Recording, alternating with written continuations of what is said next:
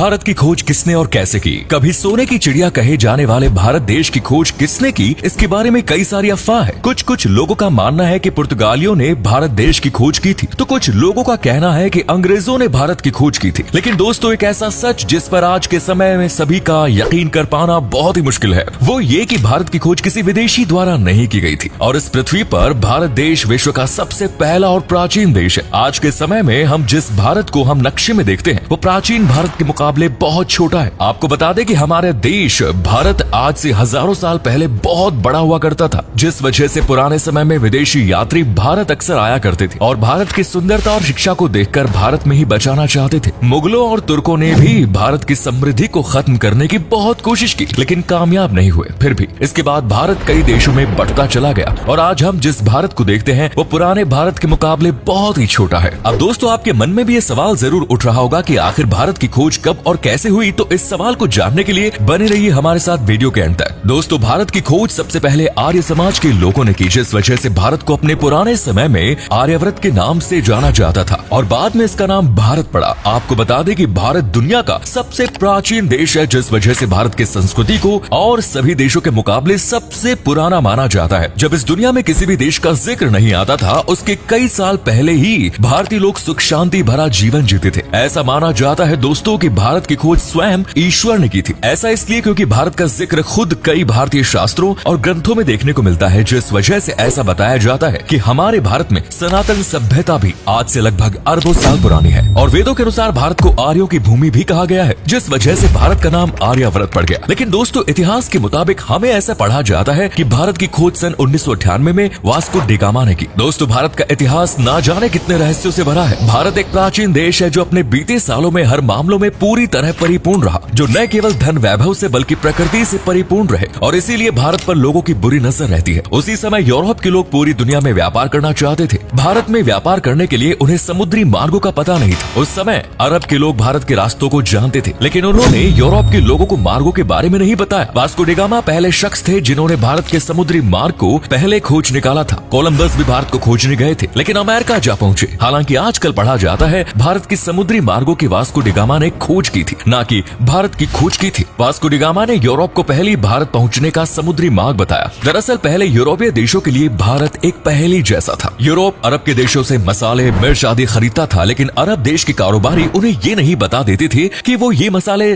पैदा किस जगह करते हैं। यूरोप इस बात को समझ चुका था कि अरब कारोबारी उनसे जरूर कुछ छुपा रहे हैं। ये कारोबारी अरब के उस पार पूर्वी देश ज्यादा परिचित नहीं थे। जहाँ तक बात भारत की है, तो इसके एक और हिमालय की ऐसी श्रृंखला है जिसको पार करना उस दौर में असंभव ही था। भारत की दूसरी ओर भारत को तीन ओर से समुद्र ने घेर रखा है। ऐसे में यूरोप वासियों के लिए भारत पहुंचने के लिए तीन रास्ते थे। पहला रशिया पार कर चीन होते हुए बर्मा से भारत, जो कि अनुमान से कई ज्यादा लंबा और जोखिम भरा था। दूसरा रास्ता था अरब और ईरान को पार करते हुए भारत पहुंचना, लेकिन ये रास्ता अरब के लोग इस्तेमाल करते थे और वो किसी अन्य को अंदर घुसने नहीं देते थे। तीसरा रास्ता समुद्र का था, जिसमें चुनौती देने वाला सिर्फ समुद्र ही था। वास्को डी गामा एक पुर्तगाली नागरिक था जो कि पैसे से एक नाविक था और उसका जन्म 1460 ईस्वी में पुर्तगाल के साइंस में माना जाता है। उस समय में अरब के लोग यूरोप में मसाला बेचा करते थे, जो वो भारत से लाते थे। यूरोप में इन मसालों की मांग बहुत ज्यादा थी, इसलिए यूरोप के लोग भारत जाकर मसाला लाना चाहते थे, लेकिन उनके लिए भारत जाने का रास्ता दुर्गम भरा था। उन्हें भारत जाने के लिए ईरान, अफगान होकर जाना पड़ता था, जो काफी खर्चीला और कठिन रास्ता था। उन्हें ऐसे मार्ग की आवश्यकता थी जो उन्हें भारत कम समय में ले जाए और ये केवल समुद्र के जरिए ही संभव हुआ। वास्को डी गामा ने भारत के इन रास्तों की खोज करने की ठानी और इस ऐतिहासिक सफर पर निकल पड़े। वर्ष 8 जुलाई 1497 में वास्को डी गामा ने अपने साथियों के साथ भारत की खोज के लिए रवाना हुआ। उसके जहाज बेड़े में 4170 के करीब आदमियों का दल था। सबसे बड़े जहाज पर वो खुद था। साउथ अफ्रीका के अंतिम छोर कैप ऑफ गुड होप नामक स्थान पर पहुंचा। उसके बाद वो अफ्रीका के ही एक राज्य मोसम्बा में आया, जहाँ के राजा ने उसकी मदद की और उसे एक अरब नाविक जो कि भारत का रास्ता जानता था। वास्को डी गामा भारत कब आया?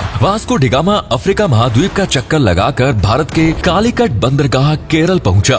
20 मई 1498 की तारीख थी जब वास्को डी गामा भारत के कालीकट बंदरगाह पर पहुंचा भारत की खोज के लिए। ये सफर करीब 10 महीनों का रहा। भारत आकर वास्को डी गामा ने स्थायी राज्य के राजा से व्यापार का समझौता किया। उसने कई प्रकार के मसाले खरीदे। भारत से पुर्तगाल आने के दौरान समुद्री तूफान से उसके समुद्री बेड़े को नुकसान पहुंचा और उसके दल के कई लोग मारे भी गए। पुर्तगाल लौटने पर उसका भव्य स्वागत किया। अगली बार भारत आने पर उसने कालीकट के राज्य पर आक्रमण कर दिया और कत्लेआम लूटपाट की। वास्को डी गामा ने यूरोप की लुटेरे शासकों और व्यापारियों के लिए एक रास्ता बना दिया था। 24 मई 1524 को वास्को डी गामा की मृत्यु हो गई। लिस्बन में वास्को डी गामा का स्मारक है इसी वजह से। इसी जगह से उन्होंने भारत की यात्रा शुरू की। दरअसल 1492 में नाविक राजकुमार हेनरिक की नीति का अनुसरण करते हुए किंग जॉन ने एक पुर्तगाली बेड़े को भारत भेजने की योजना बनाई ताकि एशिया के लिए समुद्री मार्ग खुल सके। उनकी योजना मुसलमानों को पछाड़ने की थी, जिनका उसमें भारत और अन्य पूर्वी देशों के साथ व्यापार का एकाधिकार था। इस वास्को डी गामा को इसके नेतृत्व के लिए चुना गया, लेकिन उनकी मृत्यु के बाद वास्को डी गामा ने उनका स्थान लिया। वास्को डी गामा के रास्ता खोजने के बाद यूरोपीय देशों के लोग जगह जगह से भारत में व्यापार करने आने लगे। साल 1499 तक भारत पूरी तरह से दुनिया के नजरों में आने लगा। वास्को डी गामा ने यूरोप, फ्रांस और ब्रिटेन के लुटेरों के लिए भारत आने का इतना अच्छा रास्ता खोज दिया कि वो लोग भारत आते तो व्यापार के लिए ही थे, लेकिन यहाँ रहन सहन और संस्कृति को देखकर यहीं बस जाते थे। साथ ही साथ वो यहाँ रहकर भारत के लोगों को व्यापार में बेवकूफ बनाकर लूटते थे। यूरोपीय लोगों की ऐसी हरकतों को देखते हुए भारत पर कब्जा करने की कोशिश और भी ज्यादा बढ़ने लगी,